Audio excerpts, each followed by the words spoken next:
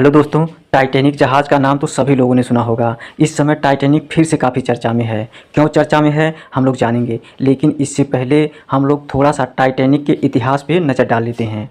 Titanic पूरी दुनिया की सबसे बड़ी वाष्प आधारित यात्री जहाज़ थी। इस जहाज़ को इंग्लैंड में बनाया गया था। यह अपनी पहली यात्रा इंग्लैंड से न्यूयॉर्क के लिए रवाना हुई थी। 10 अप्रैल 1912 को निकली थी और 4 दिन की यात्रा के बाद 14 अप्रैल 1912 को एक हिमशिला से टकराकर डूब गई, जिसमें लगभग 1517 लोगों की मृत्यु हो गई थी। यह घटना इतिहास की सबसे बड़ी समुद्री आपदाओं में से एक है। इसके डूबने का मुख्य कारण यह बताया जाता है कि यह बहुत तेज़ी से चलाई जा रही थी। यह लगभग 6 बर्फ़ के चट्टानों से टकराई थी। कप्तान को लगा कि बर्फ़ की चट्टान आने पर जहाज़ मुड़ जाएगी, परंतु बदकिस्मती से जहाज़ बहुत बड़ा था और रडार छोटा था। बर्फ़ की चट्टान आने पर वह अधिक गति के कारण समय पर मुड़ नहीं पाया और चट्टान से जा टकराया, जिससे जहाज़ के आगे के हिस्से में छेद हो गए और जहाज़ डूब गई। जिस सागर में वह डूबा था उसके जल का तापमान 2 डिग्री सेंटीग्रेड था, जिसमें किसी साधारण इंसान को 20 मिनट से ज़्यादा जिंदा रहना नामुमकिन था। और टाइटैनिक उस समय के सबसे अनुभवी इंजीनियरों के द्वारा डिजाइन किया गया था और इसके निर्माण में उस समय में उपलब्ध सबसे उन्नत तकनीक का इस्तेमाल किया गया था। टाइटैनिक एक ऐसा जहाज़ था जिसे द अनसिंकेबल यानी कभी ना डूबने वाली जहाज़ की संज्ञा दी गई थी।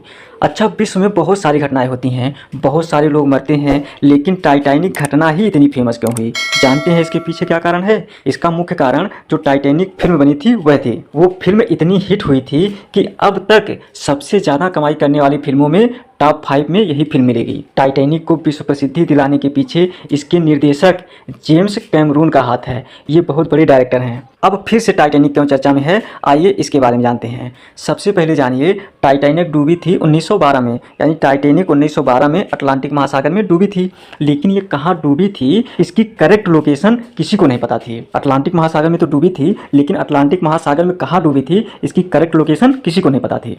इसकी कन्फर्म लोकेशन 1985 में पता चली। 1985 में टाइटैनिक के मलबा का कन्फर्म लोकेशन पता चला। अब देखिए, लोगों में टाइटैनिक का इतना ज़बरदस्त क्रेज है कि इसका मलबा देखने लोग करोड़ों रुपए खर्च करके जाते हैं। यानी करोड़ों रुपया खर्च करके लोग टाइटैनिक के मलबा को देखने जाते हैं। और अभी हाल ही में टाइटन नामक पनडुब्बी कुछ यात्रियों को लेकर टाइटैनिक दिखाने गई थी। टाइटन नामक की पनडुब्बी टाइटैनिक के मलबे को दिखाने गई थी और वो कहाँ चली गई इसका कुछ पता नहीं है। इसी वजह से टाइटैनिक फिर से काफ़ी चर्चा में है।